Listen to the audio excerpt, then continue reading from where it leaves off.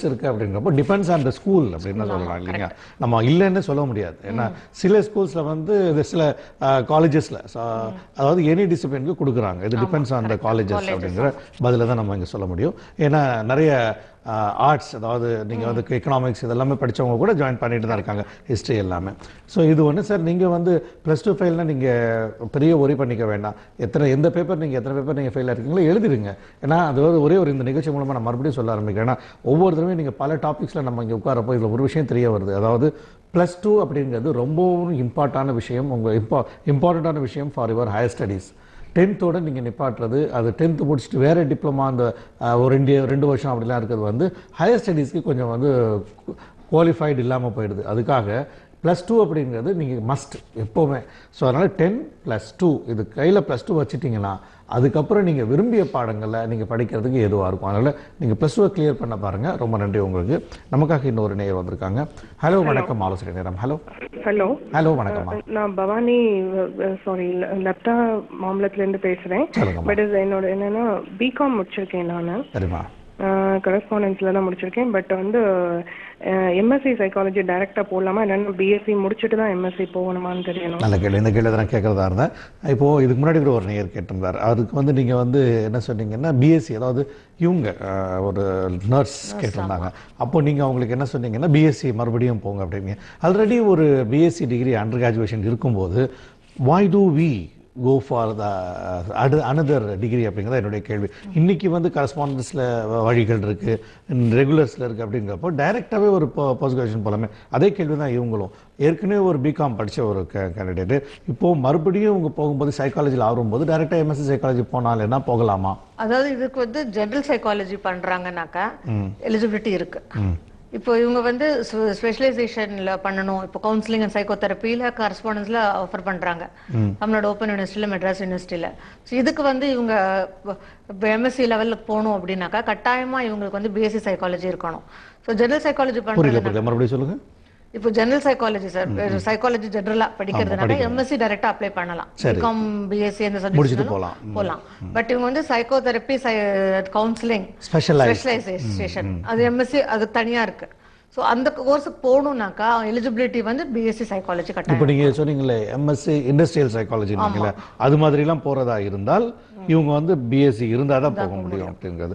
So லதாமா doctor உங்கள் professor சொன்னது உங்களுக்கு புரிஞ்சிருக்கும். அதாவது ஜென்ரல் சைக்காலஜி போகணும்னா நீங்கள் எலிஜிபிள், டைரெக்டாக எம்எஸ்சி போகலாம். ஸ்பெஷல் ஆர் அப்ளைடு சைக்காலஜி போகணும்னா நீங்கள் அப்போ மறுபடியும் உங்கள் அண்டர் கிராஜுவேட் படிக்கணுமா, பிஎஸ்சி படித்து தான் போக முடியும். ஓகே, ரொம்ப நன்றி. உங்களுடைய கேள்விக்கு நல்ல கேள்வி. சரி ப்ரொஃபஸர், இன்னொரு நம்ம பிஹெச்டியை பற்றி கொஞ்சம் அதிகமாகவே பேசுவோம். ஏன்னா இப்போது நீங்கள் அவருக்கு சொன்னீங்க, நமக்கு இன்னொரு நேர் வந்திருக்காரு, பார்த்துட்டு வந்து பேசுவோம். ஹலோ வணக்கம், ஆலோசனை நேரம். Hello sir. வணக்கம் சார், நான் அருண்குமார் உஸ்லாம்பட்டியிலேருந்து பேசுகிறேன் சார். வணக்கம் அருண்குமார் சார். நான் எம்எஸ்சி சைக்காலஜி தமிழ்நாடு ஓப்பன் யூனிவர்சிட்டியில் கரஸில் கம்ப்ளீட் பண்ணிட்டேன் சார். வெரி குட், சொல்லுங்கள். எம்எட் முடிச்சுட்டு இப்போ எம்ஃபில் எஜுகேஷன் ராமகிருஷ்ணா வித்யாலயா கோயம்புத்தூரில் பண்ணிக்கிறேன் sir. Good good good. Sir, இப்போ நிறைய டீச்சர்ஸ் வந்து சப்ஜெக்ட் நாலேஜோட வராங்க. பட் அவங்க சில்ட்ரன்ஸ் எப்படி கேர் பண்ணுறது சைக்காலஜி தெரிஞ்சுட்டு வராங்களான்னு தெரியல சார். பிஎட்ல வந்து ஒரு சின்ன பேப்பராக தான் படிச்சுட்டு வராங்க. அந்த மாதிரி டீச்சர்ஸ்க்கு, டீச்சிங் ப்ரொஃபஷனில் இருக்கவங்க எந்த மாதிரி சைக்காலஜியில் ஸ்பெஷலைசேஷன் கோர்ஸ் படித்தா ரொம்ப யூஸ்ஃபுல்லாக இருக்கும், எஜுகேஷனுக்கும் சில்ட்ரன்ஸ் டேக் கேர் பண்றதுக்கு யூஸ்ஃபுல்லா இருக்கும்னு எனக்கு தெரிஞ்சுக்கலாமா சார்? நல்ல கேள்வி. இந்த கேட்போம், சொல்லுங்க. இதுக்கு கவுன்சிலிங் அண்ட் சைக்கோதெரப்பி அந்த கோர்ஸ் பண்ணலாம். Counselling and psychotherapy, MSc in counselling and psychotherapy. இது பண்ணும்போது அவங்களுக்கு வந்து ஸ்டூடெண்ட்ஸோட மனநிலையை புரிஞ்சுக்கிட்டு அவங்களுக்கு ஏற்ற மாதிரி இப்போ கரஸ்பாண்டன்ஸ் தமிழ்நாடு ஓப்பன் யூனிவர்சிட்டியில் திறந்தநிலை பல்கலைக்கழகத்தில் பார்த்தீங்கன்னாக்கா நிறைய college principles, education college principles எல்லாம் அந்த கோர்ஸ்ல ஜாயின் பண்ணியிருக்காங்க, எம்எஸ்சி சைக்காலஜி அந்த கவுன்சிலிங் அண்ட் சைக்கோதெரப்பியில். ஸோ இது தவிர நிறைய ப்ரொஃபஷனல்ஸ் நிறைய பேர் ஜாயின் பண்ணியிருக்காங்க.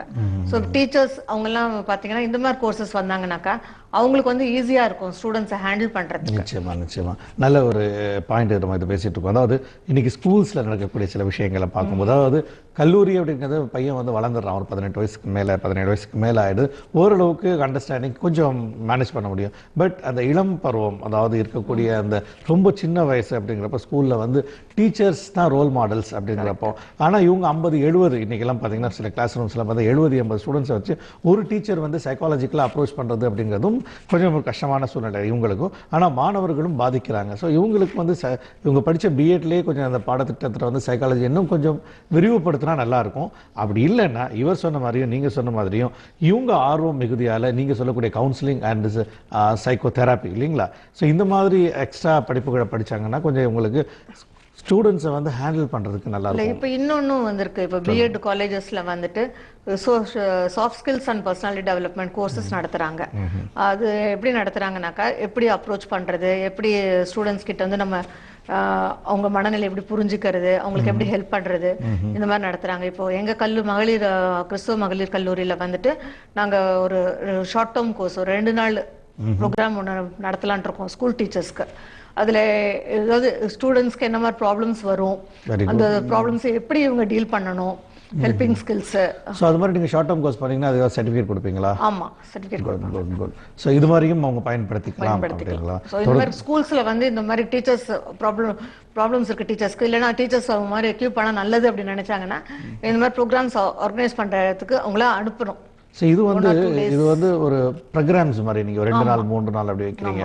அதே வந்து செமினார்ஸ் மாதிரி கிட்டத்தட்ட அதே நீங்கள் கொஞ்சம் விரிவுபடுத்தி ஒரு 1 month 2 months short term courses இது மாதிரி சைக்காலஜிக்கல் டிபார்ட்மெண்ட் பண்ணால் இன்னும் பயனுள்ளதாக இருக்கும். அதுக்கான வழிகள் கண்டுபிடிச்சு பண்ணிட்டு ஆரம்பிச்சிட்டோம். இனி அது ரொம்ப சந்தோஷம். தொடர்ந்து நிறைய பேச வேண்டியது இருக்கு. பேசும் சிறிய இடைவெளிக்கு பிறகு நேர்களை சிறிய இடைவெளிக்கு பிறகு நிகழ்ச்சி தொடரும். நேர்களை இடைவெளிக்கு பிறகு மீண்டும் வணக்கம் நிகழ்ச்சி தொடர்கிறது. நம்ம அதை பேசுகிறது இன்னொரு இந்த வெளிநாட்டுகளில் போய் ஹையர் ஸ்டடீஸ் படிக்கிறது அப்படிங்கிறது ஒரு 2 விஷயம். ஒன்று ஆர்வம், அதாவது சோஷியல் கல்ச்சர், வெளிநாட்டுகளில் இருக்கக்கூடிய படிப்புகள், அங்கே மக்கள் அங்கே பழகி இது மாதிரி தெரிஞ்சுக்கிற விஷயம். சப்ஜெக்டே வந்து இன்டெப்த் அப்படின்னு சொன்னீங்கன்னா சம்டைம்ஸ் ஹையர் ஸ்டடீஸ் வந்து அப்ராடில் போகிறதுக்கும் வாய்ப்புகள் இருக்குது.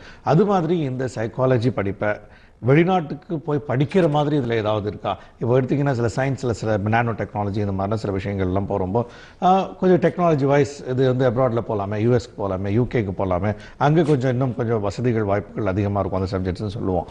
அதே மாதிரி இந்த சைக்காலஜிக்கு சார் இது வெளிநாட்டுக்கு போனால் இந்த காரணங்களுக்காக போகலாம் அப்படிங்கிற மாதிரி நீங்கள் ஏதாவது சொல்லுவீங்களா?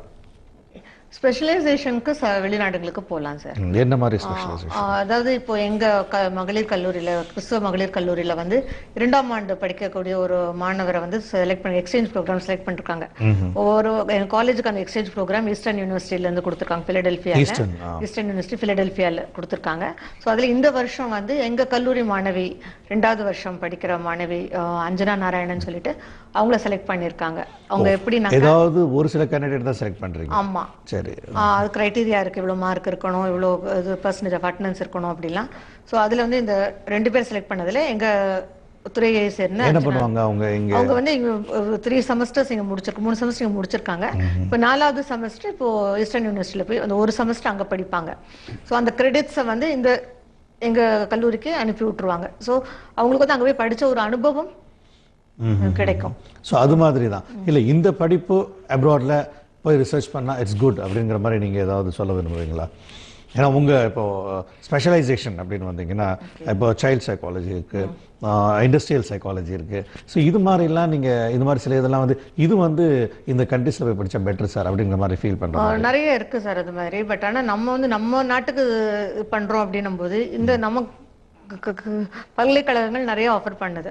இதை யூட்டிலைஸ் பண்ணிக்கிறது நல்லது. அப்படியே அப்ராட்ல போய் படிக்கணும் அப்படின்னாக்கா அந்த அங்கீகாரம் பெற்ற பல்கலைக்கழகங்கள்ல போய் பண்றது நல்லது. ஸோ அதுல வந்துட்டு Arizona state university, Illinois state university, இந்த மாதிரி யூனிவர்சிட்டிஸ்ல சைக்காலஜி ஆஃபர் பண்றாங்க. ஸோ அவங்க வந்து எம்எஸ்சி முடிச்சவங்க வந்து அங்க போய் டாக்டரேட் பண்ணணும் அப்படின்னாக்கா இன்டகிரேட்டட் கோர்ஸ் ஜாயின் பண்ணலாம். இன்டகிரேட்டட் கோர்ஸ்னாக்கா அது எம்எஸ் அண்ட் பிஹெச்டி டுகெதர் பண்ற மாதிரி இருக்கும்.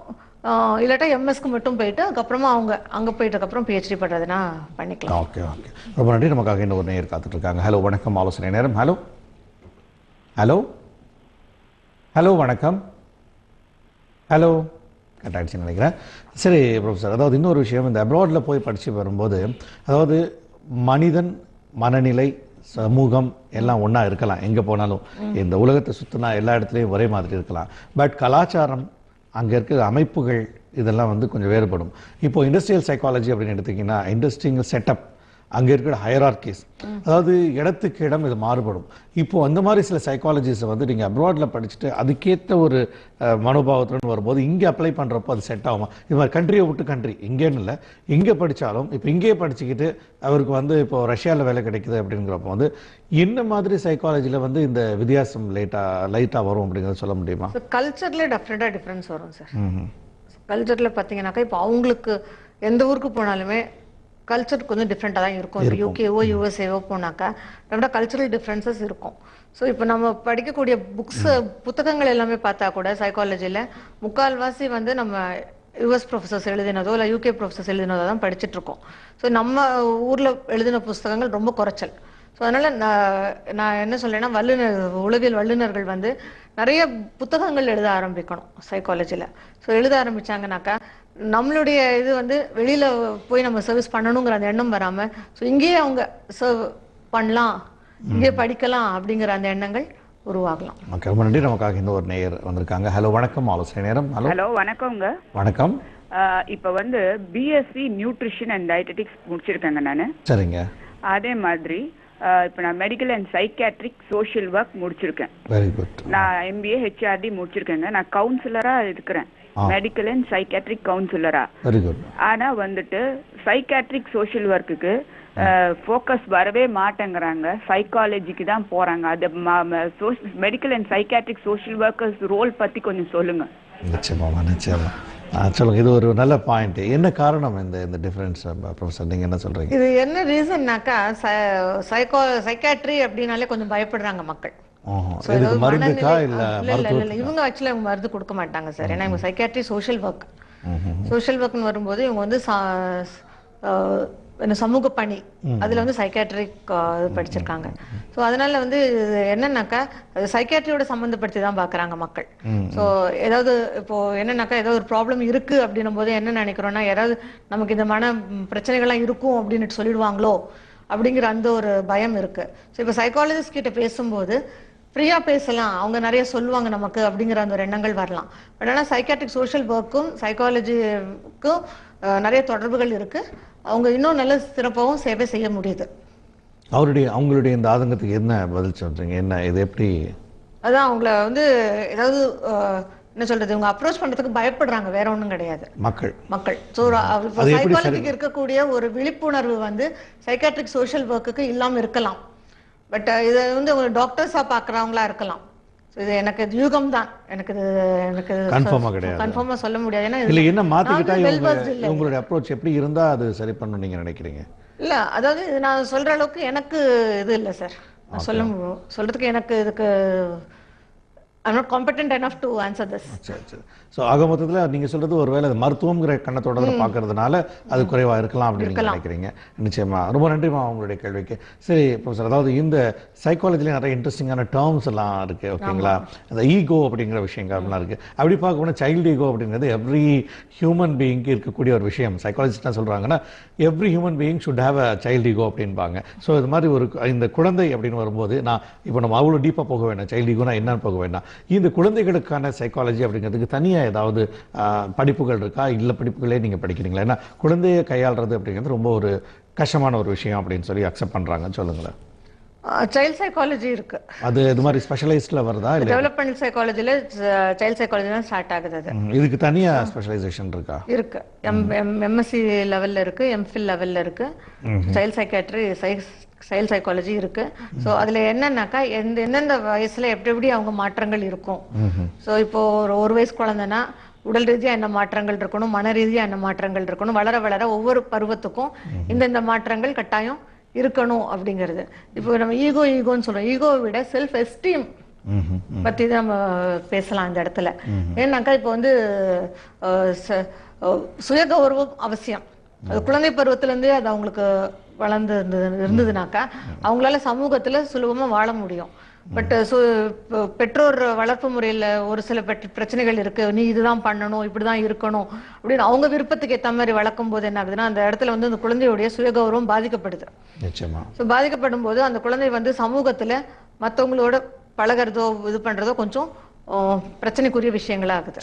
சரி, கடைசியாக ஒரே ஒரு கேள்வி. அது ஆரம்ப காலத்துலன்னு சொல்லிட்டு இருந்த ஒரு இதை வந்து நம்ம மாட்டிக்கிட்டு வந்துட்டு இருக்கோம். அதாவது இந்த சைக்காலஜி படிப்பு அப்படிங்கிறது மன ரீதியாக பாதிக்கப்பட்டவர்களுக்கு கவுன்சில் பண்ணக்கூடிய படிப்பு. இது படிக்கிறவங்களுக்கு எல்லாமே ஒரு மாதிரியாக பார்க்கக்கூடிய ஒரு குரூப்பும் இருக்குது. ஸோ அவங்களுக்கு என்ன பதில் சொல்றாங்க அப்படிங்கிறது அவங்களுக்கு விழிப்புணர்வு தேவை, கட்டாயம் தேவை. அது மாதிரி பார்ப்பவர்களுக்கு விழிப்புணர்வு தேவை. அதாவது சைக்காலஜிங்கிறது ஒரு சப்ஜெக்ட். இது வந்து நம்மள நாமே முதல்ல புரிஞ்சுக்கிறதுக்கு உதவியா இருக்கும். நிச்சயமா. அதுக்கப்புறம் சமூகத்துக்கு உதவுறதுக்கும் உதவியா இருக்கும். இது ஆக்சுவலா வந்து ஒரு சர்வீஸ் பண்ணக்கூடிய ஒரு சப்ஜெக்ட். என்ன சொல்லுவாங்கன்னா, இவங்க சைக்காலஜி படிச்சவங்க எல்லாத்தையுமே கொஞ்சம் தப்பாவே தான் பார்த்துட்டு இருக்காங்க. இவங்க பார்க்குற எண்ணமே வந்து நல்லவரையும் வந்து இப்படி இருக்குமோ அப்படி இருக்குமோ, ஒரு வந்து மனநிலை பாதிக்கப்பட்டவராவது இவங்க அசியூம் பண்ணிக்கிறாங்க அப்படிங்கிற மாதிரி ஒரு குற்றச்சாட்டு. நீங்க என்ன சொல்ல வர்றீங்க? அந்த குற்றச்சாட்டுகளை நாங்க ஒத்துக்க மாட்டோம் சார். இல்ல, இது எப்படி அவங்க மனநிலையை மாத்தணுங்கிறதுக்காக சொல்றேன். மாத்துறதுக்கு வந்து அவங்களுக்கு வந்து தெரியணும் சைக்காலஜினா என்ன, அதுல என்னென்ன படிக்கிறாங்க அவங்க. ஸோ அதுல வந்து இதனால அவங்களுக்கு என்ன பயன் இருக்கு. இப்போ அப்படி சொல்றவங்களை பார்த்தீங்கன்னாக்கா அவங்களுக்கு ஏதோ ஒரு மனநிலையில பாதிப்பு இருக்கும். ஸோ நம்ம இன்னும் கொஞ்சம் இன்டீரியரா பேசும்போது என்ன ஆகுதுன்னா, அவங்களே ஒரு அரை மணி நேரம் கழிச்சு பார்த்தீங்கன்னா, எனக்கு இந்த மாதிரிலாம் பிரச்சனைகள் இருக்கு, இதுக்கு என்ன நீங்க என்ன எப்படி சரி பண்ணலாங்கிற அந்த லெவலுக்கு வந்துருவாங்க. அதாவது எல்லாருக்குமே வந்து பிரச்சனைகள் மனநிலை அதாவது மனநிலை பாதிப்புனா மிகப்பெரிய விஷயங்கள் கிடையாது. சின்ன சின்ன பிரச்சனைகள் மனநிலை ரீதியாக ஏற்படைய பிரச்சனைகளை சால்வ் பண்றதுக்கு தான் இந்த படிப்பை ஒழிய எல்லாருமே வந்து ரொம்ப ஒரு ஹாட் டேர்ம் கொடுத்த மாதிரி மனநிலை பாதிக்கப்பட்டவர்கள் அப்படிங்கிறது கிடையாது.